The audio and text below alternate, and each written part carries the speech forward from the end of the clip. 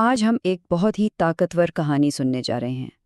یہ کہانی غصے کے ان گہرے اثرات کے بارے میں ہے جنہیں ہم اکثر نظر انداز کر دیتے ہیں۔ یہ ان زخموں کی بات کرتی ہے جو دکھائی تو نہیں دیتے لیکن شاید سب سے گہرے ہوتے ہیں۔ تو آئیے ایک ایسے سوال سے شروع کرتے ہیں جس کا سامنا ہم سب نے کبھی نہ کبھی کیا ہوگا۔ کیا غصے میں کہے گئے الفاظ واقعی واپس ہو سکتے ہیں؟ کیا صرف معافی مانگ لینے سے وہ نقصان ختم ہو جاتا ہے جو ان الفاظ نے کیا ہوتا ہے؟ چلیں اس کہانی میں اس کا جواب ڈھونڈتے ہیں۔ تو کہانی کا پہلا حصہ شروع ہوتا ہے ایک نوجوان لڑکے سے اور اس کے اندر کے طوفان سے، یعنی اس کے غصے سے جسے وہ بالکل قابو نہیں کر پاتا تھا۔ یہ لڑکا اکثر آپے سے باہر ہو جاتا تھا اور اپنے کڑوے الفاظ سے اپنے دوستوں اور گھر والوں کا دل دکھا دیتا تھا۔ اس کے والد اس کی اس عادت سے بہت پریشان تھے۔ وہ دیکھ رہے تھے کہ کیسے اس کے الفاظ رشتوں کو کمزور کر رہے ہیں۔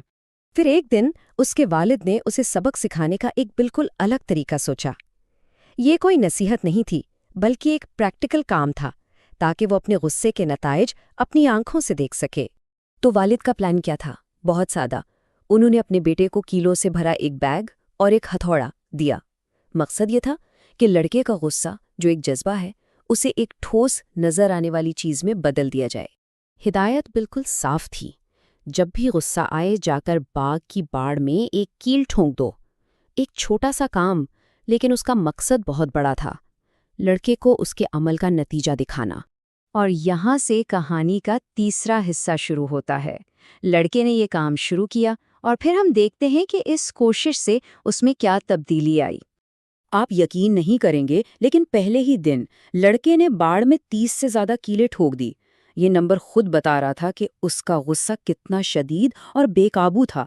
وہ باڑ تو جیسے اس کے اندرونی طوفان کا آئینہ بنتی جا رہی تھی۔ لیکن پھر آہستہ آہستہ کچھ بدلنے لگا۔ لڑکے کو احساس ہوا کہ غصے پر قابو پانا باڑ میں کیلیں ٹھوکنے سے کہیں زیادہ آسان ہے۔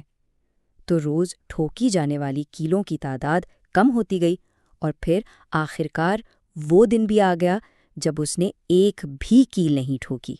جب لڑکے نے بڑے فخر سے اپنے والد کو بتایا کہ اس نے اپنے غصے پر قابو پا لیا ہے تو والد نے اسے سبق کا دوسرا حصہ سمجھایا۔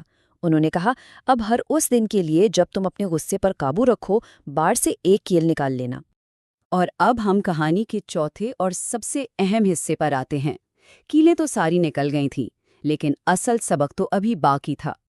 لڑکا بہت خوش تھا، فخر محسوس کر رہا تھا۔ اس نے اپنا کام پورا کر لیا تھا اور وہ بھاگتا ہوا اپنے والد کے پاس گیا یہ خوشخبری سنانے۔ اسے لگا کہ باڑ اب بالکل پہلے جیسی ہو گئی ہے، سب ٹھیک ہو گیا ہے۔ لیکن اس کے والد اسے باڑ کے پاس لے کر گئے اور وہاں جو انہوں نے کہا اس نے لڑکے کی ساری خوشی کو ایک بہت گہری سوچ میں بدل دیا۔ یہی الفاظ اس کہانی کا اصل نچوڑ ہے۔ والد نے سمجھایا، دیکھو جب تم غصے میں کسی کو برا بھلا کہتے ہو تو تمہارے الفاظ اس کے دل پر بالکل ایسے ہی زخم چھوڑ جاتے ہیں۔ تم بعد میں چاہے جتنی بار بھی معافی مانگ لو، جو کہ کیل نکالنے جیسا ہے، لیکن وہ زخم کا نشان، وہ سوراخ ہمیشہ وہیں رہتا ہے۔ اور یہ کتنی تلخ حقیقت ہے نا؟ جسمانی زخم شاید وقت کے ساتھ بھر جائیں لیکن لفظوں سے لگنے والے زخموں کے نشان ہمیشہ رہ جاتے ہیں۔ اور یہی بات ہمیں اس کہانی کے آخری اور سب سے بڑے سبق کی طرف لے آتی ہے، ایک ایسی سچائی جو ہم سب کی زندگیوں سے جڑی ہے۔ تو اس کہانی کا سب سے اہم سبق کیا ہے؟ یہی کہ ہمارے الفاظ میں بنانے اور بگاڑنے دونوں کی بہت طاقت ہے۔ یہ کہانی ہمیں یاد دلاتی ہے کہ ہمیشہ سوچ سمجھ کر بولنا چاہیے، کیونکہ ایک بار جب زخم لگ جائے تو اسے بھرنا بہت مشکل ہو جاتا ہے۔ اور یہ کہانی ہمیں ایک آخری بہت اہم سوال کے ساتھ چھوڑ جاتی ہے۔ یہ ہمیں دکھاتی ہے کہ غصہ کرنے کے بعد کیا ہوتا ہے، لیکن اصل سوال تو یہ ہے کہ کیل ٹھونکنے کی نوبت آنے سے پہلے ہی اپنے غصے پر قابو پانے کا بہترین طریقہ کیا ہو سکتا ہے۔ اس پر ضرور سوچیے گا۔